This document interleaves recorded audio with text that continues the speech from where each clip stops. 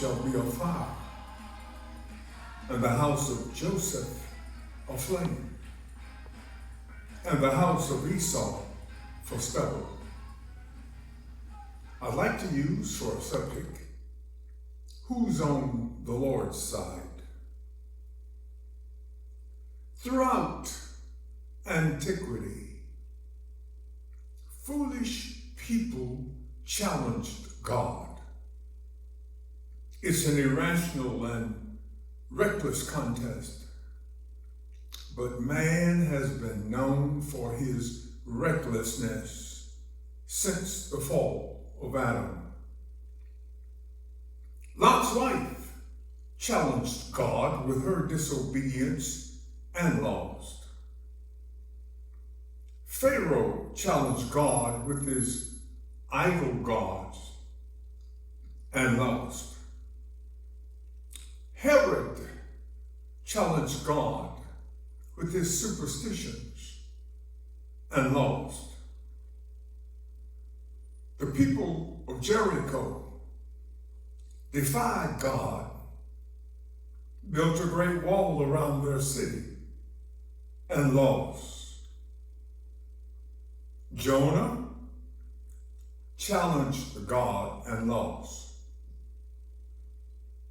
The wise know this. They know that fighting God is foolish. You can't win. You may experience a temporary victory, but be careful how long you intend to savor it, because it won't last. Be not deceived, God is not mocked. For whatsoever a man soweth, that shall he also reap. Galatians 6:7. Or to put it another way, what goes around comes around. Pastors seldom preach from an Obadiah text. Maybe it's because Obadiah is the shortest book of the Old Testament, with only one chapter and 21 verses. Most Christians would have to go to the index to find it. Fanning the pages doesn't work because it's just one page. Or maybe preachers avoid it because it's a message of doom and judgment, has extraordinary little appeal. You would think that the shortest book would have some appeal. After all, you could read it in just a few minutes and then brag that you read an entire book of the Bible in one night. And what's wrong with a little forewarning? A little forewarning could save us a lot of trouble. Forewarned is forearmed, right? What was the prophet Obadiah warning Israel about? It was a vision of the future God had planned for Edom.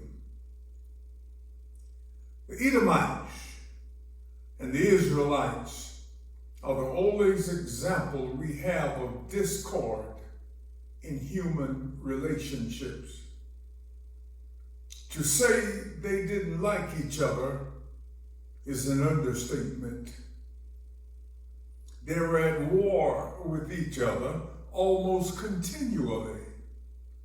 A war that began in Rebekah's womb. Allow me to explain. Edom was a nation of descendants of Esau. You remember Esau? He was Jacob's twin brother. Esau deprived Jacob of his firstborn birthright while they were still in Rebekah's womb by grabbing the heel of his baby brother and pulling him back. Then, when they reached manhood, Jacob tricked Esau out of his ill-gotten firstborn birthright by bribing hungry Esau into trading his birthright for a bowl of food, and then fooling their blind, dying father Isaac into giving Jacob the blessing. From that day forward, there was animosity between the brothers. Thus, the descendants of both brothers remained split. Edom remained at war with Israel long after the brothers were dead. Edom refused to let Israel pass through their land on the way to the promised land. Numbers 20, 14 through 21. But God told Israel not to hate Edom because they were related. Deuteronomy 23 and 7. Even so, hostility between the two nations continued for centuries.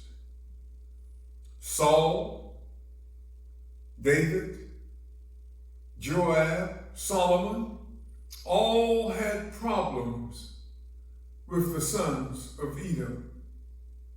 There was a brief partnership under Jehoshaphat of Judah and Joram of Israel when they joined with Edom to attack the Moabites. 2 Kings, 3rd chapter.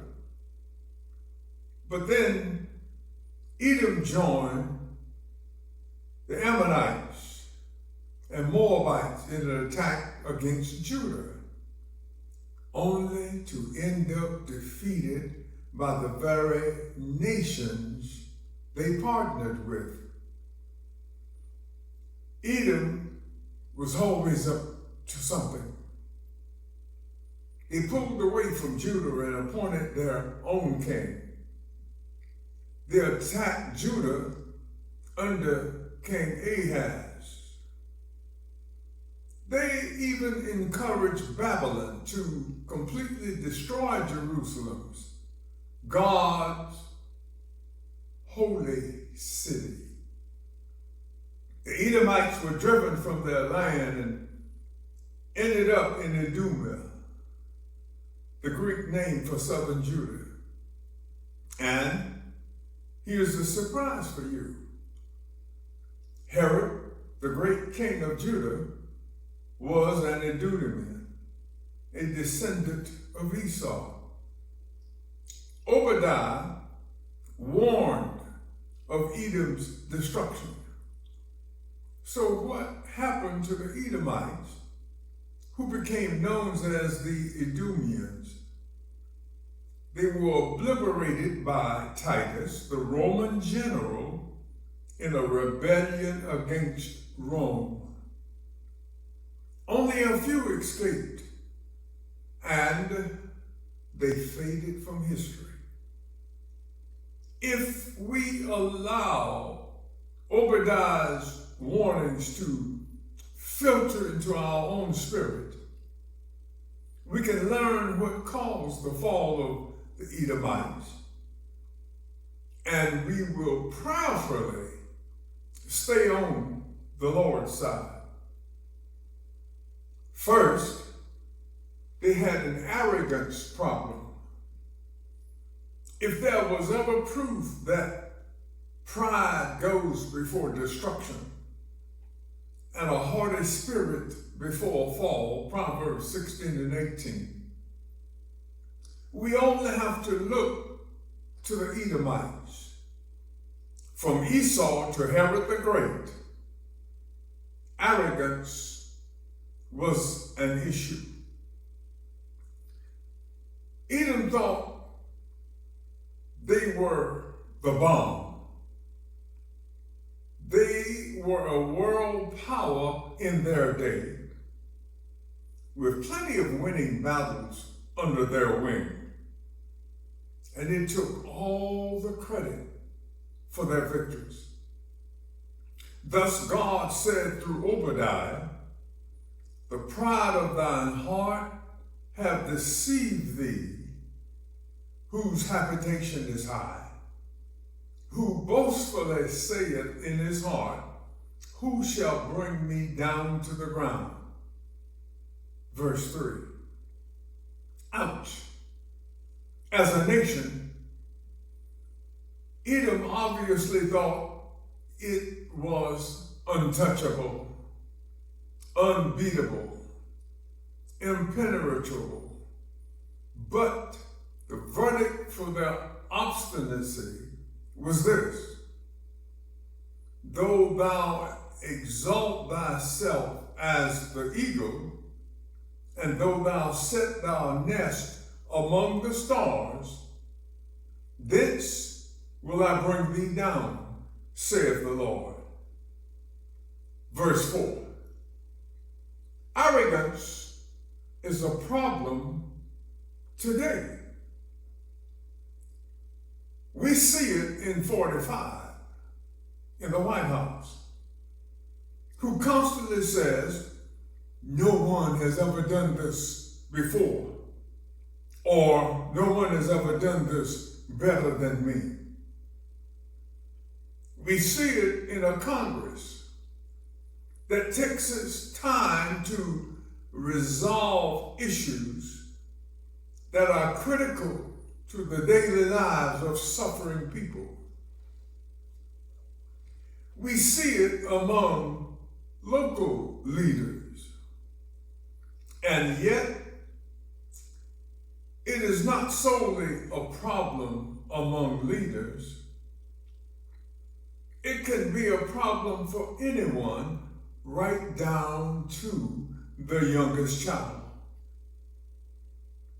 People who convey a sense of superiority have not yet learned the art of humility. The result is that their self-importance often clouds their judgment and makes them overconfident. But let a man examine himself, says Apostle Paul. If you are honest in your personal assessment, a little self-examination goes a long way. It can reveal the flaws in your character that are contrary to the will of God. Arrogance makes you think that attending church regularly makes us special. Arrogance makes us think that Sunday school makes us special. Arrogance makes us think that singing in the choir makes us special, that leading our youth makes us special. Arrogance makes us feel that feeding the hungry makes us special, that giving our time makes us special. Ministering to the elderly makes us special. Arrogance makes us feel like being kind to our neighbor makes us special. Like having a pleasing personality makes us special. You can do all of that and still go to hell. Did you hear what I said? You can do all of that and still go to hell. Edom prided herself in the great wealth she obtained through trading, looting, and mining. were deceived by their arrogance. And if your checkbook has excess and you say in your heart, my power and the might of my hand have gotten me this wealth, it's all mine, Deuteronomy 8:17, your arrogance deceives you. Edom had an arrogance problem, but Obadiah's prophecy revealed that Edom had two other problems worth examining also. Edom had an attitude problem. Throughout antiquity, she had demonstrated a violent, hurtful, oppressive cruelty toward Judah. Obadiah purposely writes that her crimes of violence were against blood relatives. He says, for thy violence against thy brother Jacob, shame shall cover thee, and thou shalt be cut off forever. God would no longer tolerate this violence that had begun when Jacob and Esau were born and had continued through centuries. It was no small thing for Obadiah to write the word violence and brother in the same sentence. The Hebrew people forbid violence against family, but Edom did not care. Her rebellious attitude toward the law of Moses was evident in her profound boastfulness of her superiority. She had an arrogance and an attitude problem. Arrogant people usually have an attitude problems toward others. Though it is possible to think your stuff don't stink rather, and still treat others with a modicum or appearance of kindness. Edom made no effort to conceal her hatred toward the descendants of Jacob. In verses 11 through 14 of Obadiah's prophecy, the words in the day and on the day occur 8 times. As God pointed out with great emphasis, the number of times Edom had gone against her own blood relatives. Let me say this. Grudges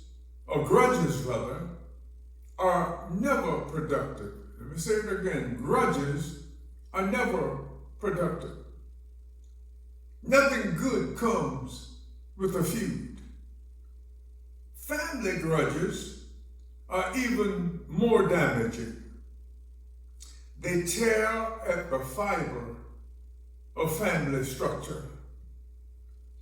I knew an old woman who never learned that lesson. One evening at a family gathering, her 16-year-old granddaughter left with her mother's permission to go see a movie with her boyfriend. Curfew was 11 p.m. That was the time they all intended to wrap up their family get-together. The granddaughter was 6 minutes late for the curfew. An argument ensued about disrespect. And before you knew it, Grandmama said something horrible. She called her granddaughter a whore.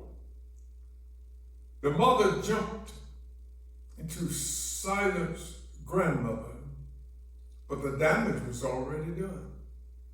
For more than 40 years, grandmother refused to apologize. From that day on, there were many missed birthdays, no Christmas cards, no invites to Thanksgiving dinner. Grandmama took that feud beyond her and her daughter's whole family to the grave with her. The daughter and her family even avoided grandmother's funeral. Attitude is everything. The right attitude is one of forgiveness, one of mercy, one of reconciliation. Grandma missed that chance, and so did Edom. And if the body of Christ is not careful, we can miss that chance too. The chance to mend our ways and more closely mirror our Messiah. Obadiah said that Edom had an arrogance and an attitude problem. But there was one more problem worth examining.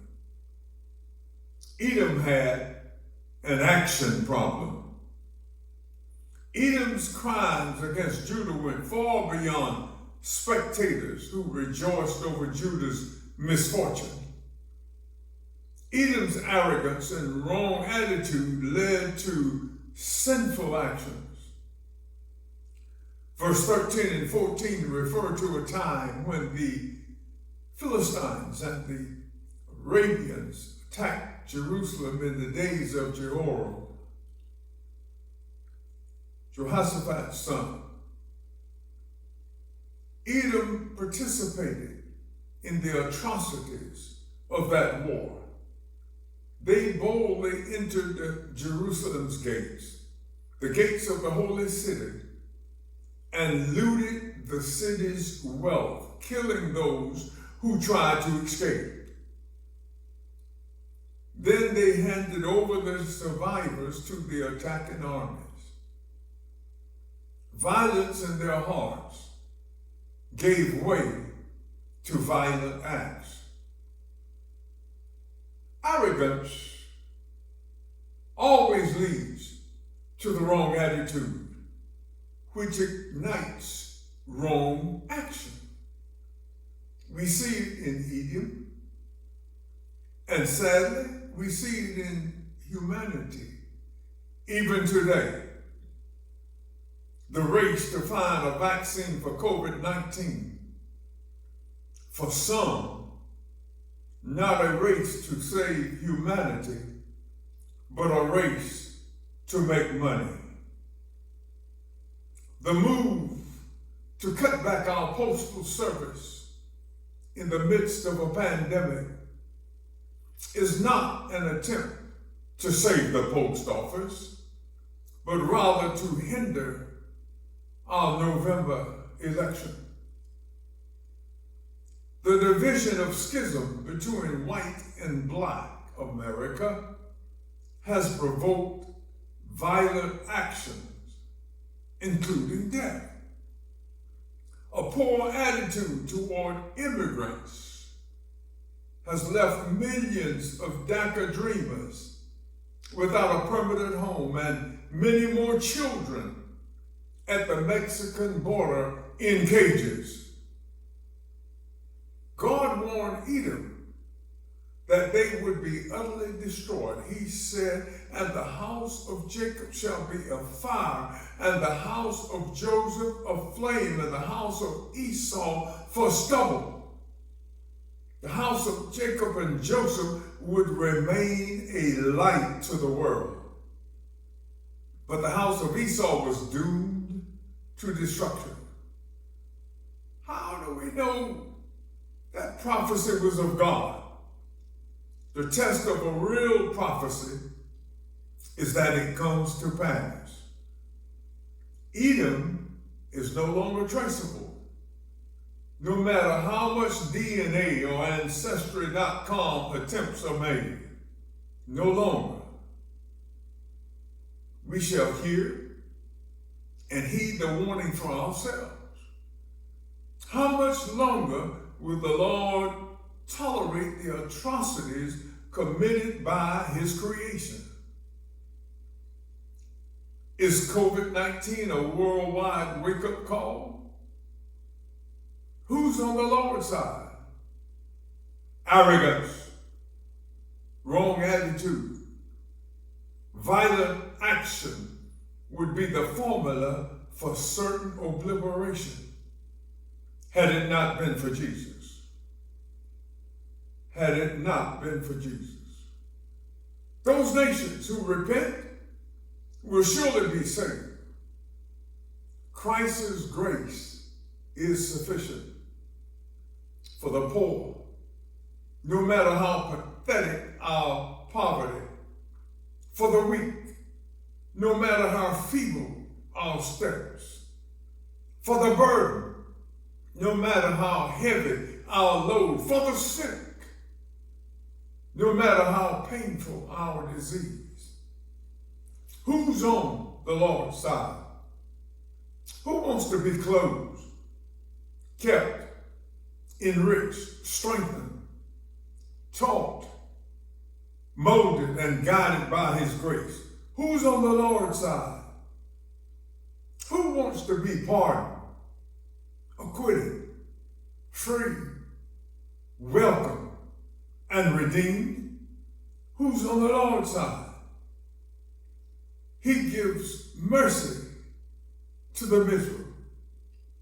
He gives freedom to the fugitive. He gives salvation to the sinner. He gives counsel to the confused. He gives victory to the victim and blessings to the burden. Are you on the Lord's side?